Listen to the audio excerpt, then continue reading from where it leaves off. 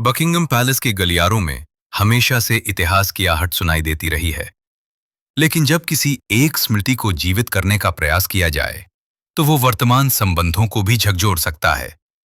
राजकुमारी Margaret, जिनकी पहचान विलासिता, करिश्मा और बगावत की प्रतिमा के रूप में रही, उन्होंने अपने जीवन में जो धरोहरें संजोईं, वे न केवल शाही मूल्य थीं बल्कि संबंधों के प्रतीक भी थीं। जब महल से ये खबर निकली कि राजकुमारी एनी को मार्गरेट का प्रिय मुकुट, एक दुर्लभ विक्टोरियन कालीन आभूषण, औपचारिक रूप से भेंट किया गया है, तब ये केवल एक प्रतीकात्मक घटना नहीं रही, ये एक वक्तव्य था, एक शाही निर्णय था और कुछ लोगों के लिए एक तीर भी। ये मुकुट, जिसे कभी मार्गरेट ने विशेष रूप से विदेशी दौरों और बॉल आयोजनों में पहना था, हमेशा से शाही संग्रहालय का हिस्सा माना जाता था। लेकिन अब इसे निजी धरोहर के रूप में राजकुमारी एनी को सौंपा गया। ये सौंपा जाना केवल भावनात्मक जुड़ाव की मान्यता नहीं था, बल्कि उस निरंतरता की पुष्टि थी जो एनी की निष्ठा, सेवा और शाही मर्यादा के प्रति समर्पण को दर्शाता है। परंतु जैसे ही ये खबर अंदरूनी शाही मंडल में पहुंची, एक हलचल उठी, विशेष रूप से कैमिला के मन में। वर्षों से कैमिला खुद को परिवार में स्थापित करने के लिए प्रयास करती रही हैं। रानी संगिनी के रूप में उनकी भूमिका अब स्थिर हो चुकी थी, पर फिर भी उनका नाम जब भी उठता, लोगों की नजरों में उनके अतीत की परछाइयां उभर आतीं। सूत्रों के अनुसार जब कैमिला को इस उपहार की खबर मिली तो उनके चेहरे पर मुस्कान तो थी, पर आंखों में छुपा असंतोष भी। एक कर्मचारी ने निजी रूप से ये बताया। उन्होंने कहा कि एनी को हर बार विशेष दर्जा क्यों दिया जाता है? क्या रानी संगिनी होने का कोई मूल्य नहीं? महल के अंदरूनी मंडल में ये चर्चा तेज हो गई कि कैमिला, जो स्वयं वर्षों से शाही परंपराओं को अपनाने की कोशिश कर रही हैं, उन्हें अभी भी बाहरी ही समझा जाता है। एनी, जिन्होंने हमेशा चुपचाप अपने कर्तव्यों को निभाया, आज एक प्रतीक बन गई हैं। और शायद यही बात कैमिला को भीतर तक चुभ रही थी। मुकुट की सौगात अब केवल एक धरोहर नहीं रही, बल्कि एक ऐसे संघर्ष का कारण बन गई जहां भावनाएं, पहचान और अधिकार सब एक दूसरे से टकरा रहे थे। महल के गलियारों में यह पहली बार नहीं था कि दो महिलाओं के बीच मौन प्रतिस्पर्धा देखी गई हो, पर इस बार जिस भाव से कैमिला ने प्रतिक्रिया दी, वो केवल जलन नहीं थी, वो एक लंबे समय से दबे दर्द और अस्वीकृति की गूंज थी। शाही जीवन में पद, गहनों या महलों से अधिक मूल्य रखता है स्वीकृति। वर्षों पहले कैमिला जब पहली बार प्रिंस चार्ल्स के जीवन में आई थीं, तब से लेकर आज तक उन्होंने खुद को इस प्रतिष्ठित संस्था में एक स्थिर स्थान दिलाने के लिए हर कदम पर संघर्ष किया है। परंतु एनी को मार्गरेट का मुकुट मिलने की खबर ने जैसे उन्हें फिर से याद दिलाया कि वो अभी भी एक नवागत ही मानी जाती हैं। कैमिला और एनी दोनों की शख्सियत अलग हैं। एनी हमेशा सादगी, कर्तव्यनिष्ठा और बिना किसी प्रचार के सेवा करती रहीं। उन्होंने शाही समारोहों में भाग लिया, चिकित्सा संगठनों के लिए काम किया और सैनिक कार्यक्रमों में सशक्त भागीदारी निभाई। दूसरी ओर कैमिला, जिनका जीवन प्रेम, विवाद और आत्मनिर्माण की यात्रा से होकर गुजरा, ने जनता के मन में धीरे धीरे अपनी जगह बनाई। पर जब बात आती है राजशाही की परंपराओं की, तो वहां भावना से अधिक महत्व नस्ल और नाम को दिया जाता है। शायद यही कारण है कि जब कैमिला ने देखा कि मार्गरेट की सबसे मूल्यवान धरोहर एनी को मिली, तो उनके भीतर फिर से वो पुरानी टीस जाग गई। मैं कब इस परिवार की सच्ची सदस्य मानी जाऊंगी? राजा चार्ल्स, जिनके लिए कैमिला हमेशा एक भावनात्मक आश्रय रही हैं, इस बार चुप थे।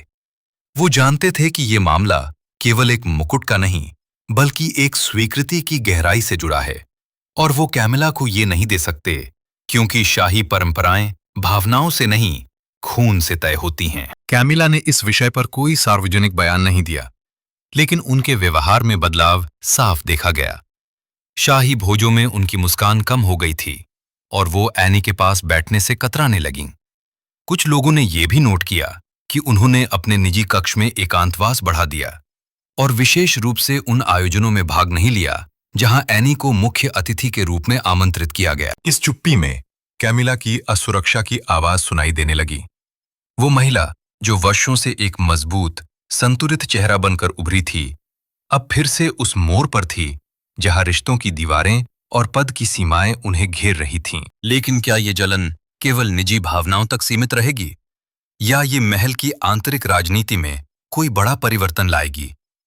क्या कैमिला इस तिरस्कार को चुपचाप स्वीकार करेंगी, या वो शाही गलियारों में अपनी पहचान को और मुखर रूप से पुनः स्थापित करने की दिशा में कदम बढ़ाएंगी? महल के भीतर भले ही ये सब शांति से घट रहा हो, पर दीवारों के पीछे चल रही ये भावनाएं भविष्य के संघर्षों की आहट हैं, जिनका असर पूरे शाही ढांचे पर पड़ सकता है। राजसी परिवारों में संबंध केवल खून से नहीं, बल्कि कर्तव्य, सम्मान और प्रतिष्ठा से भी बंधे होते हैं। राजकुमारी एनी और कैमिला दोनों ही ब्रिटिश शाही परिवार की महत्वपूर्ण स्त्रियां, परंतु उनके आपसी रिश्तों में जो दूरी वर्षों से बनी रही, वो अब मार्गरेट के मुकुट की देन से और गहरी हो गई है। शाही महल के भीतर अक्सर कैमिला और एनी के बीच औपचारिक बातचीत देखी जाती रही है। सार्वजनिक रूप से दोनों ने हमेशा शालीनता बनाए रखी, लेकिन वे जो एक दूसरे की उपस्थिति में चुप्पी साध लेती थीं, वो बहुत कुछ कह जाती थीं। ये एक मौन प्रतिस्पर्धा थी जो अब एनी के सम्मान में दिए गए मुकुट से मुखर हो गई है। सूत्रों के अनुसार राजकुमारी एनी ने इस सौगात को विनम्रता से स्वीकार किया और सार्वजनिक रूप से मार्गरेट की याद में एक भावुक वक्तव्य भी दिया। उन्होंने कहा, ये मुकुट सिर्फ आभूषण नहीं, बल्कि जिम्मेदारी और यादों की एक धरोहर है। ये बयान शालीन था, लेकिन कहीं न कहीं कैमिला के भीतर की टीस को और बढ़ा गया। कैमिला, जो वर्षों से एनी की दृढ़ता और जनता में उनकी स्वीकार्यता को देखती आ रही थीं, ने इस अवसर को एक और याद दिलाने वाला क्षण पाया कि वो कितनी भी कोशिश कर लें, फिर भी शाही रक्त की तुलना में उनका स्थान हमेशा दोयम दर्जे का ही माना जाएगा। राजा चार्ल्स की बहन होने के नाते एनी को पहले से ही महल के भीतर विशेष दर्जा प्राप्त था, और जब से कैमिला रानी संगिनी बनी, उन्होंने एनी से घनिष्ठ संबंध बनाने की कई बार कोशिश की, लेकिन एनी ने हमेशा एक शाही दूरी बनाए रखी।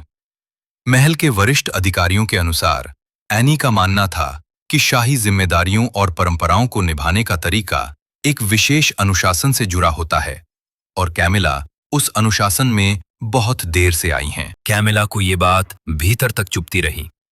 उन्हें लगता था कि उन्होंने जो कुछ भी हासिल किया, वो संघर्ष, त्याग और लगातार आलोचना झेलने के बाद पाया है। लेकिन एनी की चुप्पी और अब उन्हें मिला विशेष सम्मान जैसे उनके उस संघर्ष को मान्यता नहीं देता। इस बीच एनी के समर्थकों का कहना है कि मुकुट उन्हें इसलिए दिया गया क्योंकि उन्होंने वर्षों तक मार्गरेट की विरासत को संजोए रखा।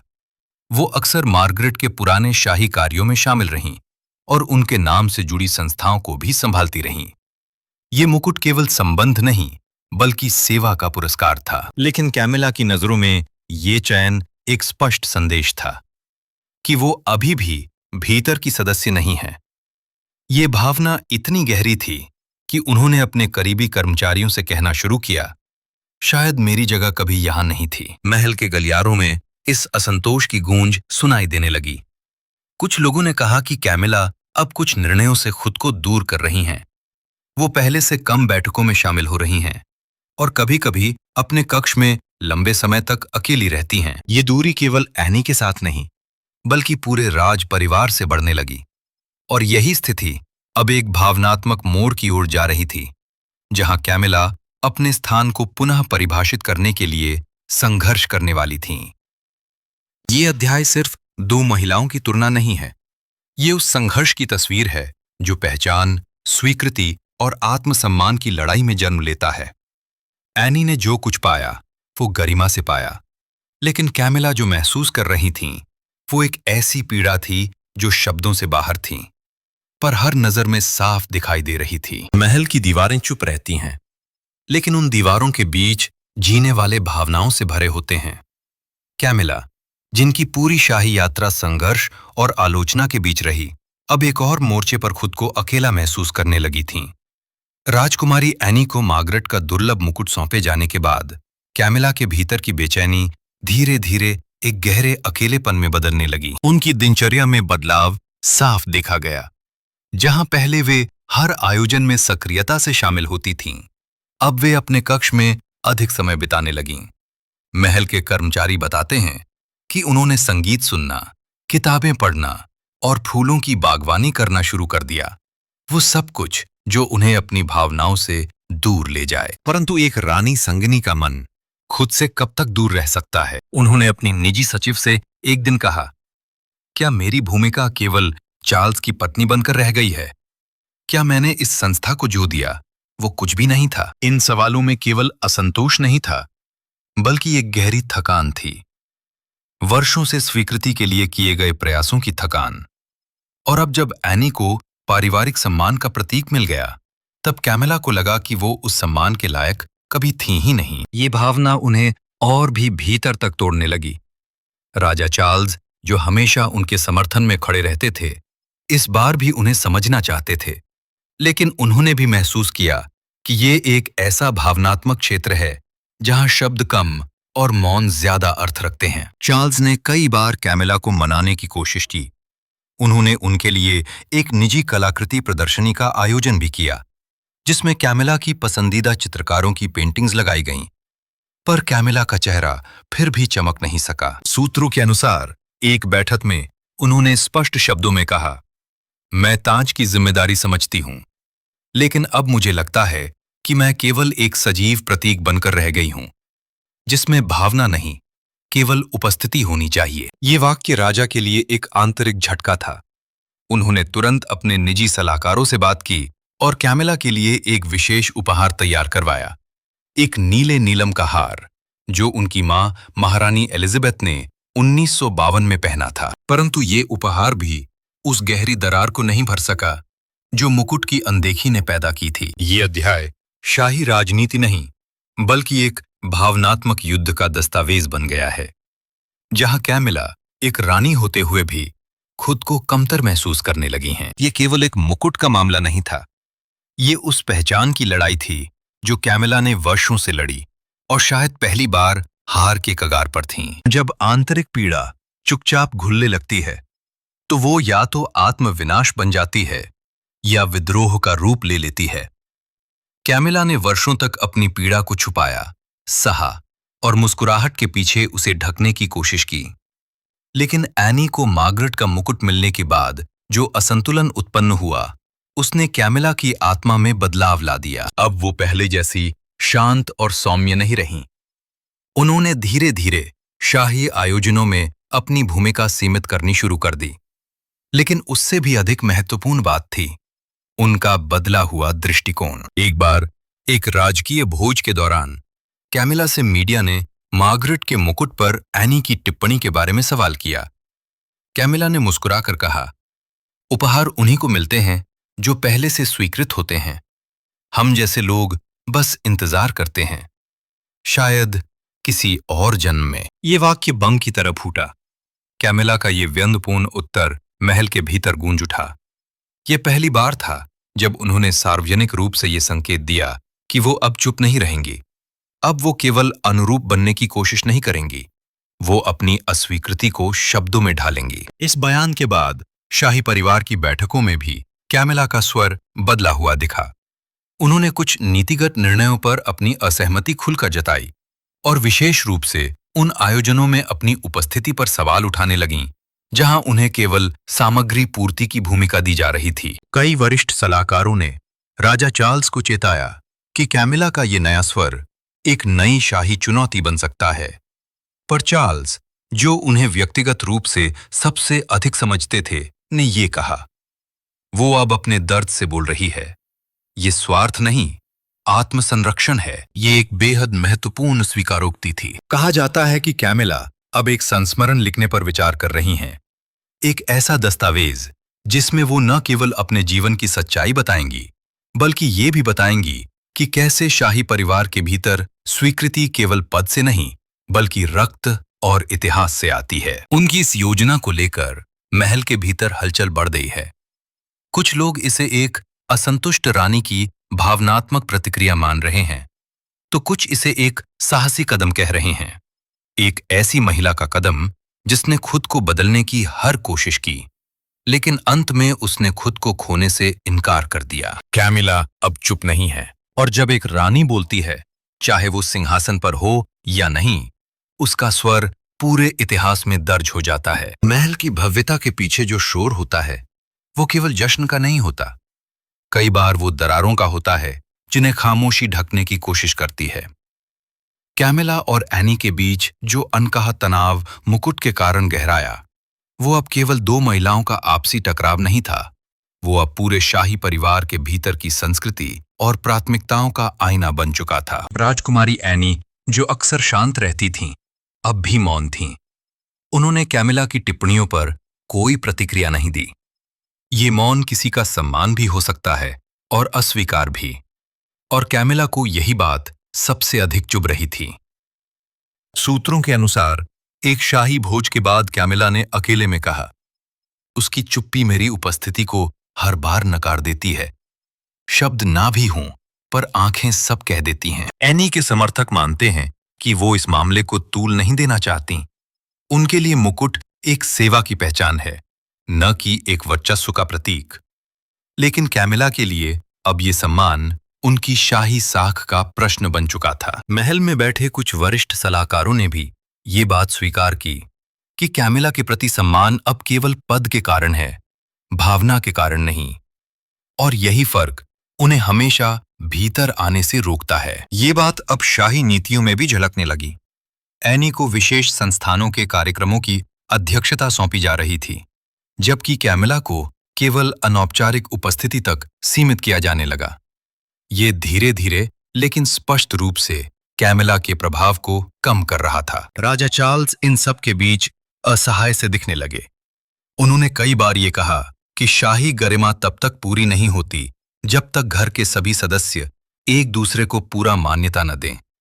लेकिन वो ये भी जानते थे, ये मान्यता मजबूरी से नहीं, दिल से आती है। शाही परिवार में एक असंतुलन अब स्थायी रूप लेता जा रहा था। कैमिला ने एक बार फिर महल के भीतर अपने निजी दायरे को सीमित किया। उन्होंने सभी सामाजिक आयोजनों से 1 महीना दूर रहने का निर्णय लिया।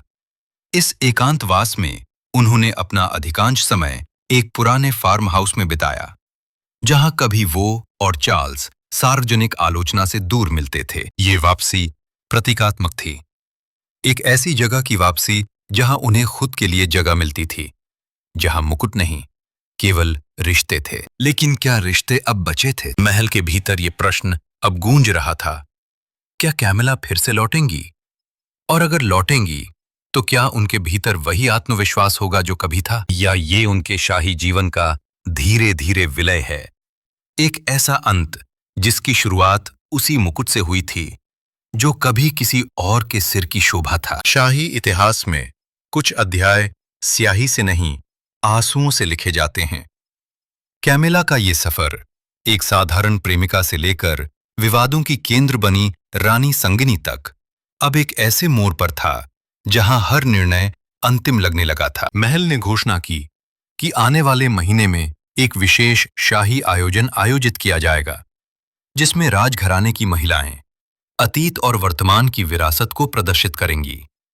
ये आयोजन मार्गरेट की स्मृति में था और उसमें मुकुट भी प्रमुख प्रदर्शन के रूप में शामिल था। सबकी नजरें इस बात पर थीं कि क्या कैमिला इस आयोजन में शामिल होंगी।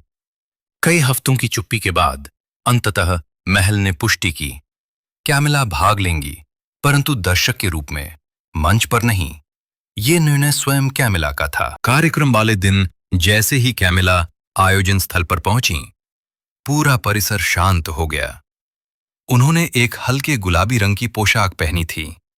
चेहरे पर स्थिरता थी, पर आंखों में एक समुद्र। जब मुकुट प्रदर्शित किया गया, कैमिला ने कुछ क्षण आंखें बंद रखीं और फिर धीमे से कहा, कुछ मुकुट केवल सिर पर नहीं, आत्मा पर भी होते हैं और वे दिखाई नहीं देते। इस वाक्य ने पूरे हॉल को स्तब्ध कर दिया। वो वाक्य एक स्वीकारोक्ति भी था और एक समापन भी। कार्यक्रम के बाद कैमिला ने एनी से निजी रूप से भेंट की। किसी को नहीं पता उस कमरे में क्या बातचीत हुई, लेकिन बाहर निकलते समय कैमिला के चेहरे पर एक हल्की मुस्कान थी और एनी ने पहली बार उनके कंधे पर हाथ रखा। ये इशारा छोटा था, पर शायद वही बहुत था। कुछ हफ्तों बाद कैमिला ने एक सार्वजनिक घोषणा की। वो शाही आयोजनों से अपनी सक्रिय भागीदारी को स्थायी रूप से सीमित करेंगी और अब केवल सांस्कृतिक तथा महिला सशक्तिकरण संबंधी कार्यों पर ध्यान देंगी। राजा चार्ल्स ने इस पर कहा, कैमिला मेरी शक्ति थीं और रहेंगी। उनकी गरिमा किसी मुकुट से नहीं, उनके मौन से चमकती है। शायद यही वो विरासत है जो कैमिला छोड़ दें, एक ऐसी स्त्री की जिसने आलोचनाओं से लड़कर जगह बनाई, और जब वो जगह नहीं मिली तब भी उसने गरिमा से पीछे हटना चुना। वह मुकुट एनी के सिर पर चमकता रहा, परंतु कैमिला वो उस मुकुट से भी बड़ी हो गई।